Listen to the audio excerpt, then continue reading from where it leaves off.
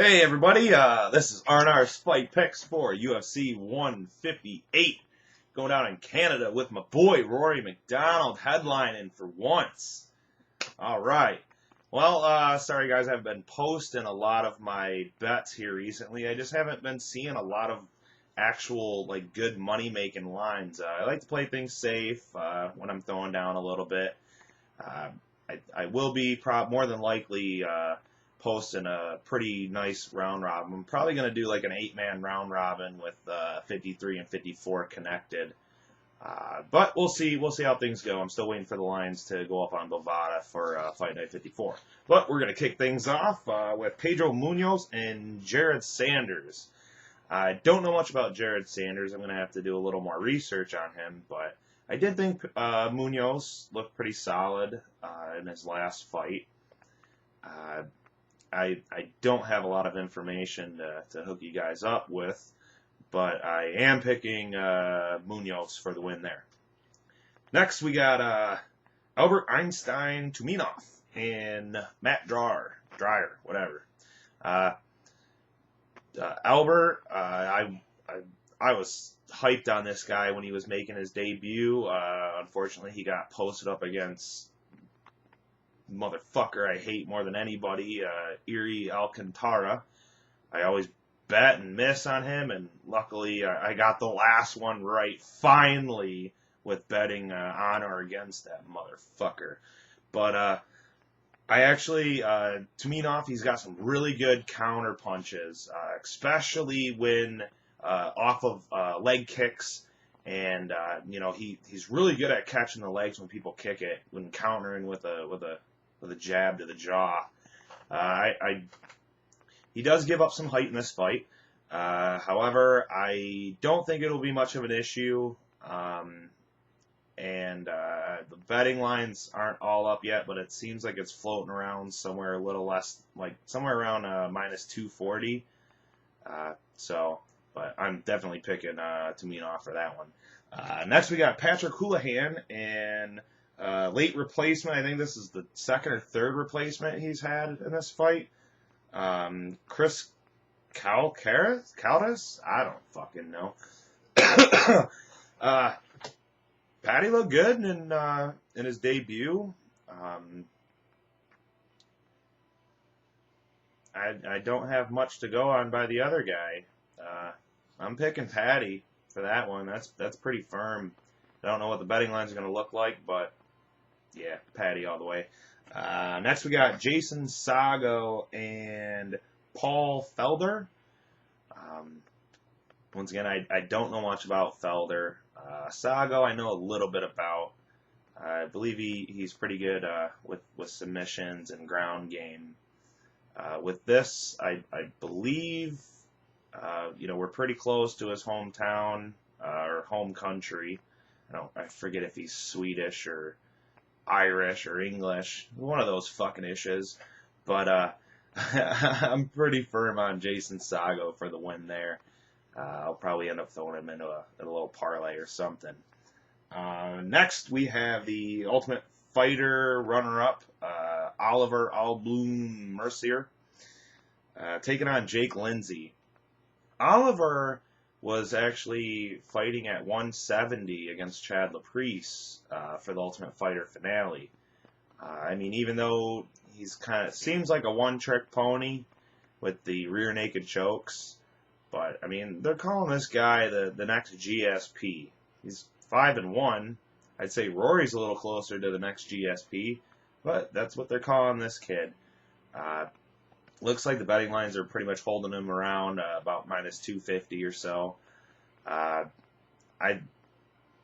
think it might have a little bit of value. Lindsay, he has looked promising. I don't think this one's going to be a clear cut. Oliver's stand-up game is not that good. He's still, either way, I am picking him, but it is not a very strong pick. I did pick him to beat Chad Laprise in the final. Fuck. Damn it, I lost. But next we got Darren, the Detroit superstar Cruikshank,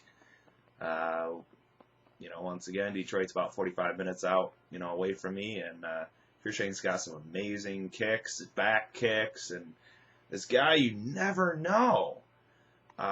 His last fight, I think it was against George Masvidal, man, I was having my hands up, I was like, yeah! And fucking Masvidal comes back and beats him in the second and third round. Like, god damn it, you son of a motherfucker.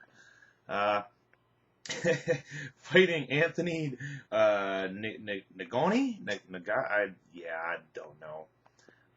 It seems like these lines are pretty even. I think they're both sitting somewhere around a minus 115 or so. This one's a hard one. A lot of people are going for Anthony, against Cruikshank in this one. I don't know if I want to count him out completely yet, though. I'm still debating. I guess I'm just going to have to wait and see till the weigh-ins to make a final bet if I'm going to do anything with him. But I think Cruikshank should have enough in his arsenal and want the win. So I am picking Cruikshank. Next we got Mitch Gane and Roman Salazar. I think Salazar is another late replacement. I think the betting line on this is crazy. Like, Mitch is at like a minus 500 or something on other sites. I don't have much information to tell you guys about them. This one I'm just hopping on the bandwagon and going with Mitch. Sorry. Next we got Nordine, Taleb, and Jing. Jing was fighting on the Chinese circuit, and Nordine, I don't know if there's never been a guy who's got so many chances for the Ultimate Fighter. Like, Dana White has just like got a boner for this guy or something, and he's not even that good. He's just looks strong. He does have some nice knees in the clinch. I think Jing Lang's gonna be trying to take him down, press him up against the cage. So I guess we'll have to see. This one is definitely gonna be a fight of the night candidate. Not. This fight's gonna be fucking boring as shit. I guarantee it. I do think Taleb should have enough to secure the win. Next, we got the Ultimate Fighter Nations winner for 185 and Elias Theodorou. Originally fought Sheldon Westcott for that. I lost on that one too. I don't know, man. Sheldon Westcott, I thought that kid was gonna. He went in straight up. He ran right at him in the beginning. And he did get a takedown and then got his ass kicked for the remainder of the fight. I think he got TKO'd in the second round by Theodorou. And he's taking on Bruno Santos. Santos is one of those grinders.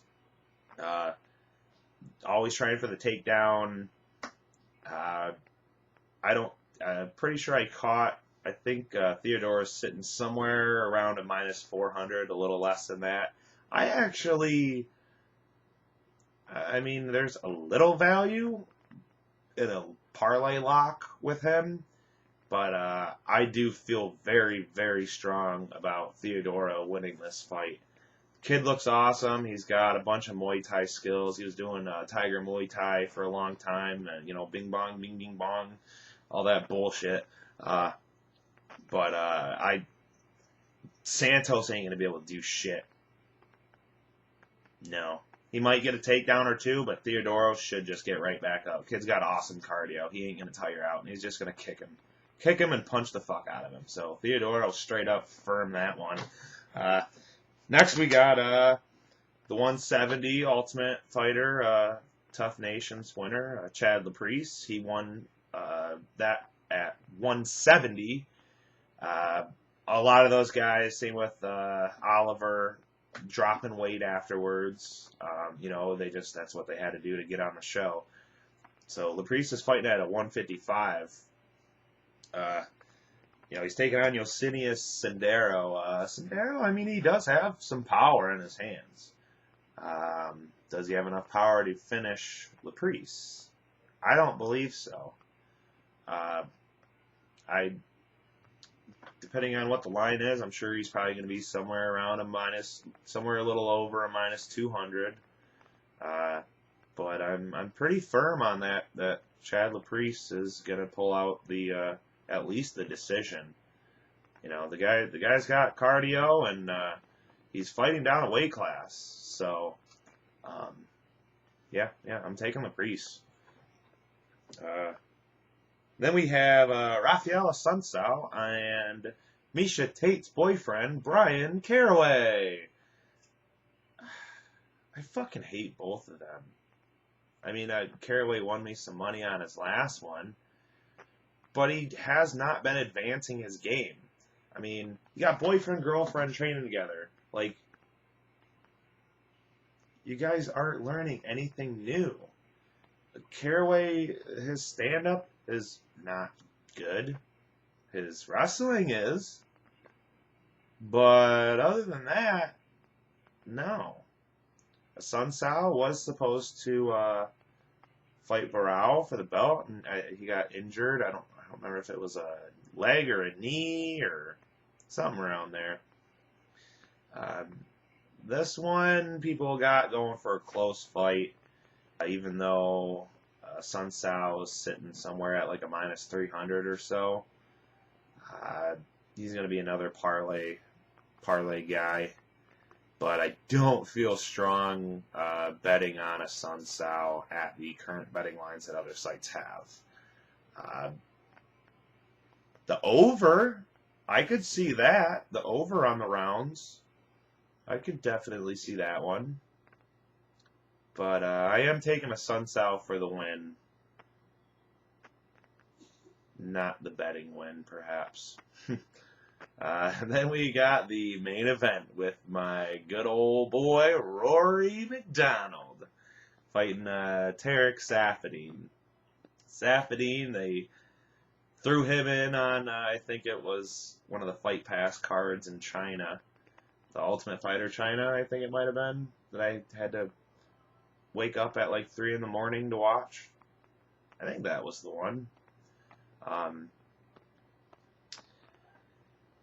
This one, I've been seeing Rory floating around at like minus 500s on betting sites, and with his takedown, Safadine's takedown defense, you know, the guy is good. I mean, I think he was the last middleweight champion in Strikeforce. Guy's got awesome leg kicks.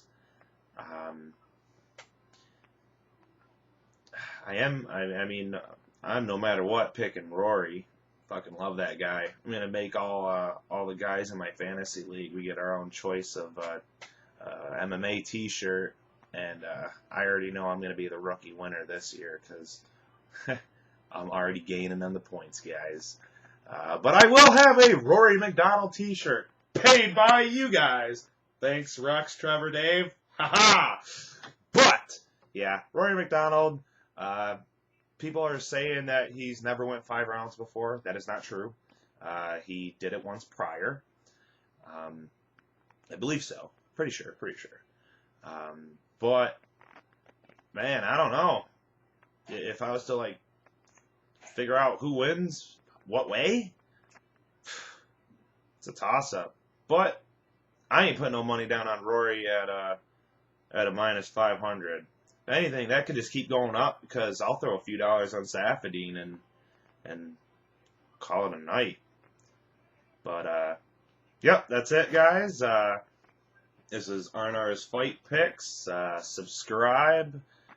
Eventually, we will be doing some premium and fun plays. I just have to figure out how I'm going to set it all out. But, yeah. Thanks a lot, guys. I love the comments, and have a good one. See you next fight card.